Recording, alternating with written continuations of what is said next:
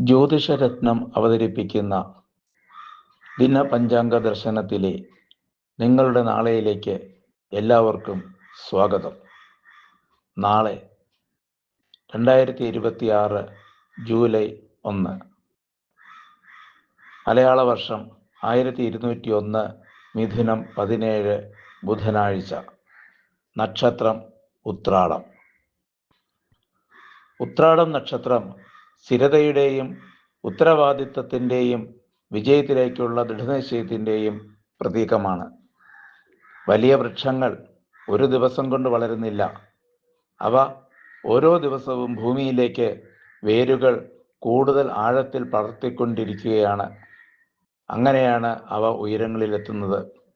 അതുപോലെ ജീവിതത്തിലെ മഹത്തായ നേട്ടങ്ങൾ ക്ഷമയും സ്ഥിരതയും തുടർച്ചയായ പരിശ്രമവും ആവശ്യപ്പെടുന്നു. ബുധനാഴ്ച ജ്ഞാനത്തിൻ്റെയും വിവേകത്തിൻ്റെയും ആശയവിനിമയത്തിൻ്റെയും ദിനമാണ്. ഇന്ന് പഠിക്കാനും ചിന്തിക്കാനും ശരിയായ തീരുമാനങ്ങൾ എടുക്കാനും ശ്രമിക്കുക. സ്ഥിരതയോടെ മുന്നേറുന്ന ഓരോ ചുവടും വിജയത്തിലേക്കുള്ള യാത്രയെ കൂടുതൽ ഉറപ്പുള്ളതാക്കുന്നു. ഇന്നത്തെ പ്രചോദനം: സ്ഥിരതയാണ് വിജയത്തിൻ്റെ രഹസ്യം.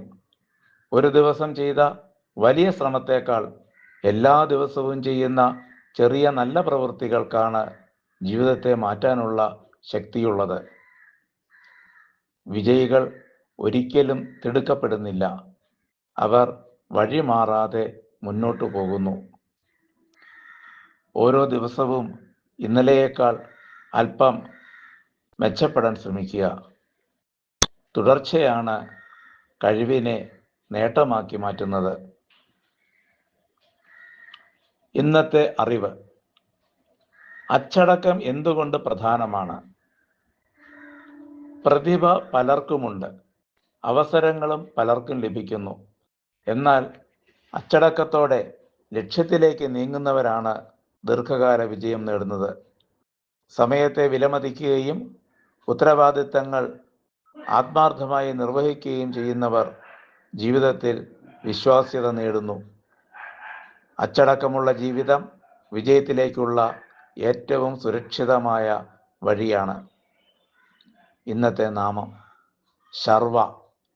വിഷ്ണു സഹസ്രനാമത്തിലെ ഈ നാമം അനാവശ്യമായ ദുഃഖങ്ങളെയും അജ്ഞാനത്തെയും അകറ്റുന്ന പരാശക്തിയെ സൂചിപ്പിക്കുന്നു.